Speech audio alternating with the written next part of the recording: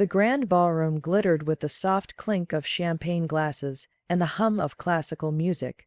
Crystal chandeliers sparkled above a sea of evening gowns and tailored tuxedos. The annual corporate gala was in full swing, a gathering of the city's wealthiest elite and their honored guests. Among them walked a man who commanded every room he entered, Richard Calloway, a venture capitalist known for his unfiltered arrogance and bottomless wallet. Flanked by two junior executives, Richard made his rounds sipping scotch, flashing his wolfish smile, and occasionally tossing out comments that bordered on cruel humor. Tonight, he seemed particularly bored, and when Richard Calloway got bored, he sought entertainment in the discomfort of others. As he passed the edge of the ballroom near the staff corridor, his gaze landed on a figure standing quietly against the wall, a janitor in a navy uniform, hands folded, eyes lowered.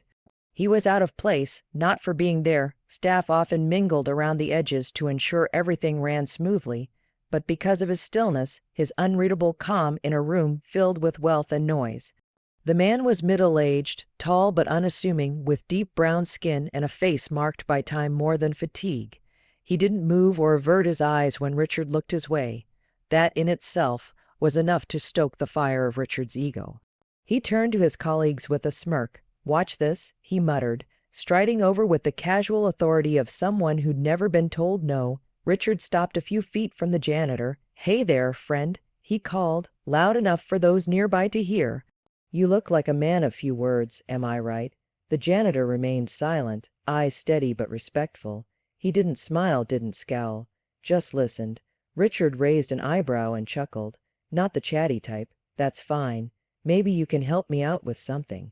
He reached into the pocket of his blazer and pulled out a white linen napkin, which he held up theatrically. "Tell me something, my good man.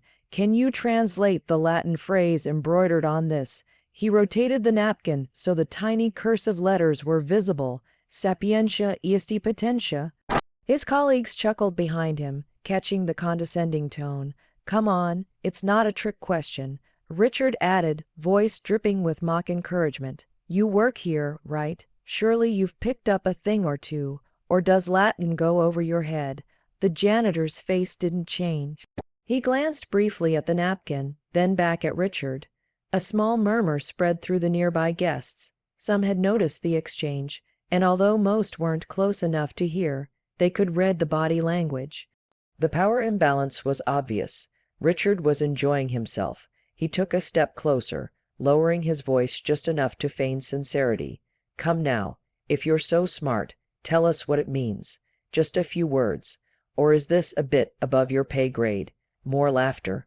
The janitor remained still, his silence now the most commanding voice in the room.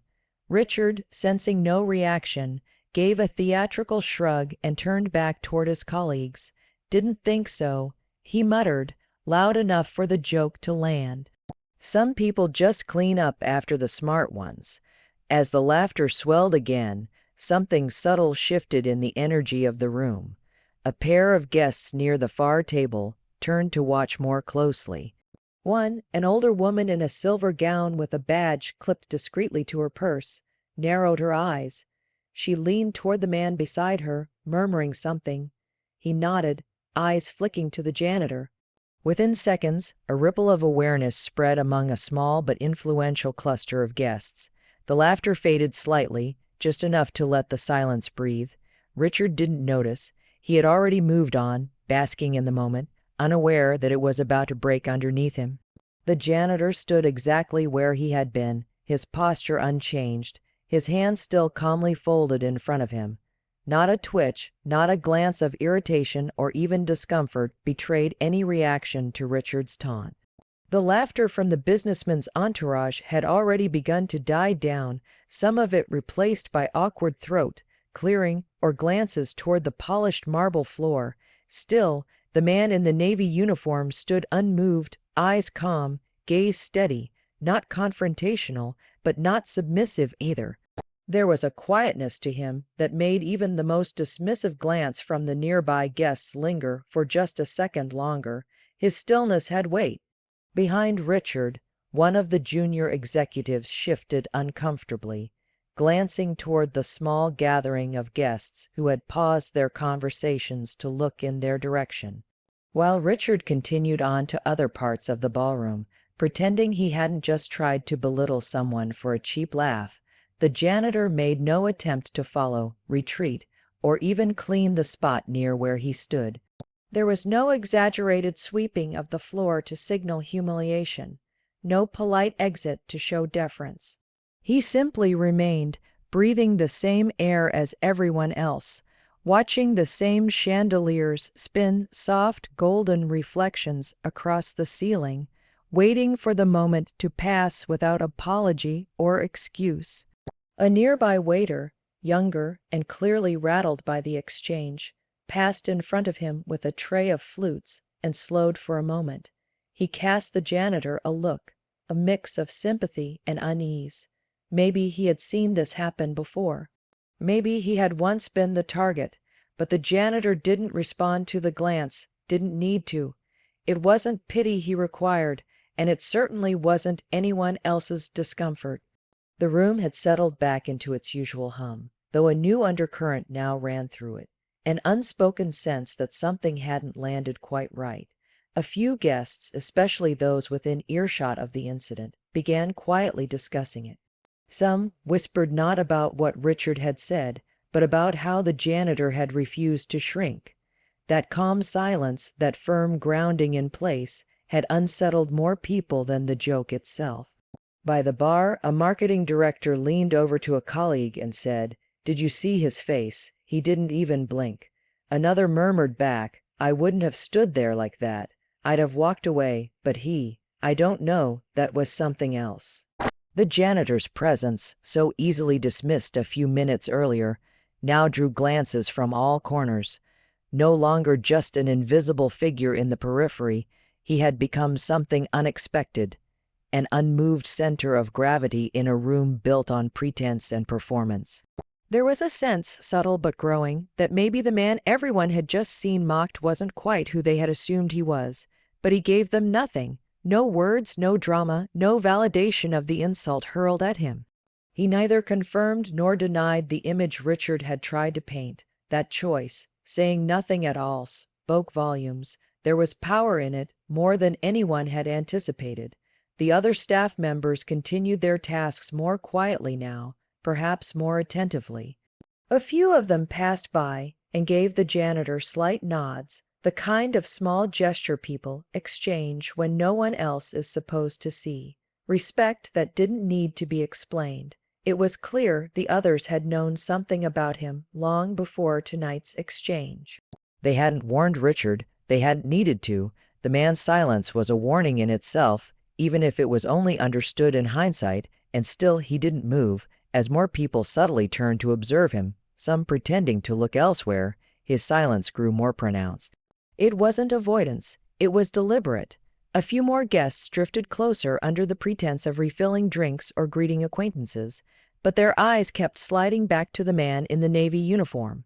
Every second he remained quiet, a strange tension built in the air. It wasn't fear, not quite. It was anticipation, the kind that comes before the reveal of something people didn't expect to care about but now found themselves unable to look away from. Across the room, the subtle shift in atmosphere had not gone unnoticed by everyone.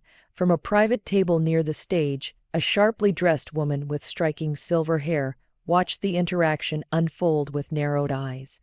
Her posture was relaxed, but her gaze was fixed, alert. She had not laughed. She had not even smirked.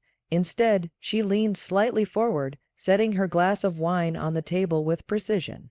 The man beside her, younger and sharply dressed in a dark gray suit, followed her line of sight and gave a quiet nod. He recognized the man in the janitor's uniform, too, though neither of them said his name aloud. She stood without haste, drawing little attention at first. Those who knew her glanced her way, then looked back to their companions, until they realized where she was walking. She moved directly toward the edge of the ballroom, not toward the buffet or bar or another high-ranking guest, but toward the man in the navy uniform, the janitor, the one whose silence had frozen part of the room more effectively than any speech might have. People noticed then. The murmurs picked up again, softer this time, but laced with curiosity. The woman stopped a few feet away from the janitor, but unlike Richard, her body language held no trace of mockery or superiority. She placed a hand over her heart in greeting, then extended it. It was a small, elegant gesture, one that didn't demand attention yet commanded respect. The janitor looked at her, and for the first time that evening his expression changed. His eyes warmed slightly, the faintest smile pulling at the corners of his mouth.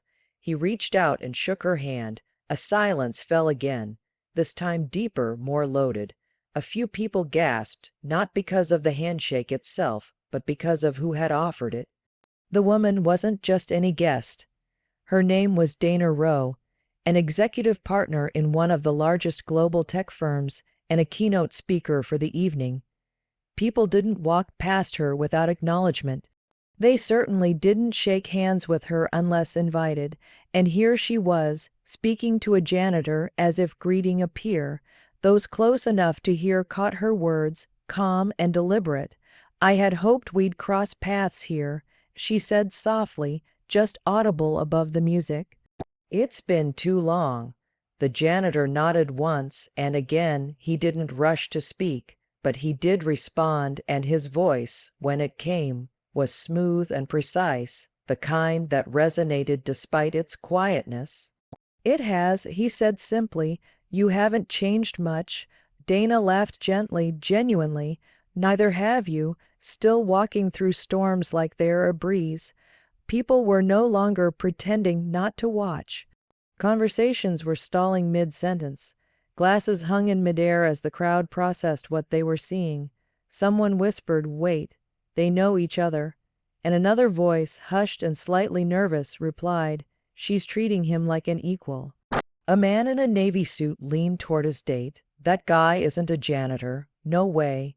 Even Richard, standing near the dessert table now, glanced back toward the commotion.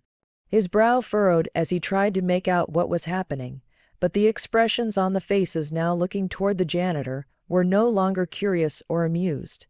They were attentive, respectful, even slightly cautious. Dana turned toward the rest of the room, her voice rising only enough to carry across the nearest few tables. "I'd like to introduce an old colleague," she said, her tone casual but firm. "Though I imagine many of you have forgotten more than you ever knew about who makes places like this run." There was no response, just a held breath in the room as her words settled. She wasn't mocking anyone, not even Richard by name, but the undertone in her voice left no doubt. She was correcting something, setting the balance right without raising it to confrontation. The janitor remained composed, not stepping forward or making any gesture to seize the moment. His silence was once again his strength. Dana turned back to him, lowering her voice again for his ears only, and though no one else could hear what she said, the way his eyes softened again told them it wasn't a reprimand or a platitude. It was respect. Recognition, a kind of quiet reunion that held more weight than any title printed on the event program. The quiet tension that had gripped the room began to settle into something deeper, something heavier, as realization dawned on more faces. A ripple of awareness spread like ink in water. Conversations quieted, not because anyone demanded it, but because the atmosphere now insisted on silence. The man who had stood so still moments ago, whose uniform had defined how most people perceived him, was now being spoken to with reverence by one of the most powerful individuals in the building. Richard's earlier laughter seemed louder in memory than it had been in the moment, echoing uncomfortably in the minds of those who joined in. From across the ballroom, Richard could sense something had shifted.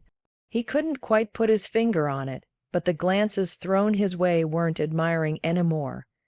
There was a stiffness in people's expressions. The false smiles of a few executives near him didn't reach their eyes. He adjusted his cuffs and stood a little taller, refusing to let the sudden coldness in the air touch his pride. He had no idea what the janitor had said, or why Dana Rowe had crossed the room to speak with him, but he didn't like the way people were looking now. Dana had returned to her table, but not before patting the janitor's arm in a gesture that wasn't just friendly, it was deferential, that, more than anything, had started to undo Richard's grip on the moment. Now he was left trying to gauge the room again, only to find that the rules had somehow changed without him noticing.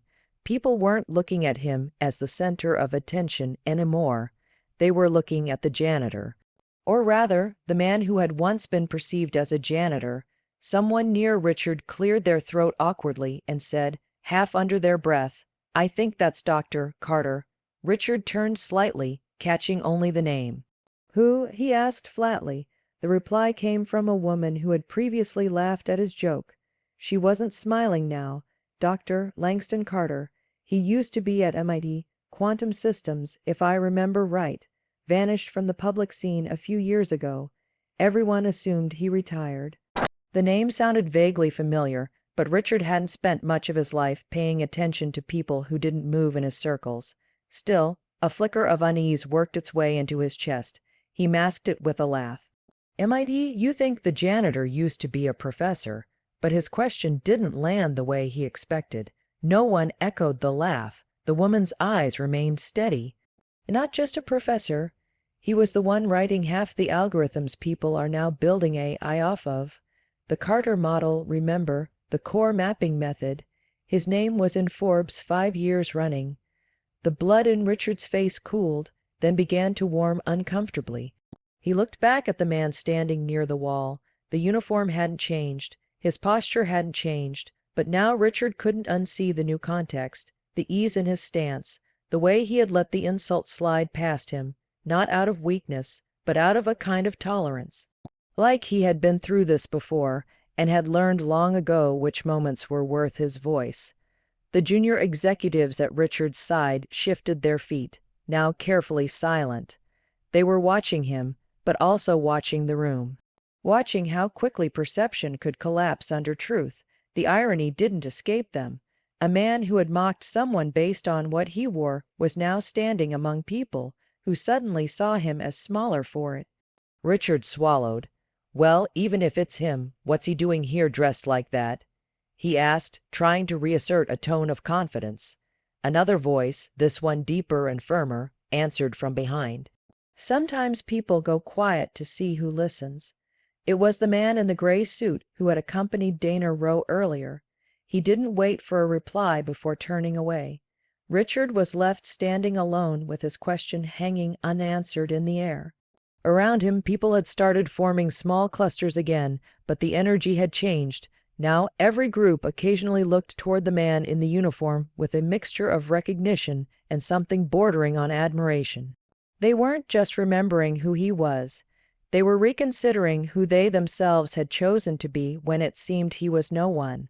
The air inside the ballroom no longer hummed with easy conversation. Instead, it buzzed with something more electric, quiet, pulsing, filled with awareness. People weren't speaking as loudly anymore, and their movements had slowed, as if they feared breaking the delicate tension that now floated through the space. The man once presumed invisible stood calmly by the far wall, still in the same posture, still wearing the same Navy uniform, but now he was being observed not with casual dismissal, but with deliberate attention. It wasn't spectacle anymore. It was respect, laced with a hint of discomfort.